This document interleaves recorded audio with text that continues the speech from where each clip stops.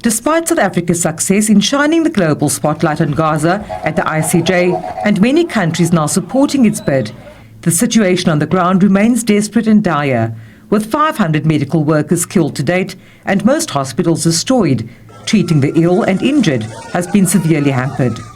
A significant proportion of the pediatric population has been killed or will die as a consequence of the conditions brought about by Israel's strategy on the Gaza Strip, which makes sustainable life almost an impossible goal. Children today, the pediatric ward, so the non-trauma ward, the pediatric ward at the very small hospital where I was based was packed with children suffering from epidemics of disease, hepatitis, pneumonia, diarrheal disease and illness, and most recently, a scary yet speaking firm of a cholera outbreak, which will lead to even more uncontrolled death. Aid organizations say the medical teams and suppliers remain stuck at the Rafah border. With the 35 hospitals virtually non-functional, disease and illness is spreading. Panelists say South Africa must act decisively and sever all ties with Israel.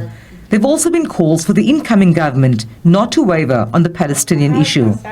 This is why we have called on His Excellency President Ramaphosa to take action and ensure that this embassy is expelled and the ambassador is removed from the Republic. So this is the position and our call to the grassroots movements and civil society to exert pressure until we ensure that all diplomatic and economic ties have been ended with the Zionist entity. El Al is not welcomed in South Africa. South Africa has built a strong case and has led the world bodies or the world governments in the case against Israel. And to lose that momentum, depending on the partner that you have, will destroy the entire ICJ case. If it is, for example, I'm saying that the ANC should partner liberation movements. The liberation movement parties are essentially, all of them are from the same source, the same root. They all stood for Palestine. They all fought for Palestine. They all followed Mandela on Palestine.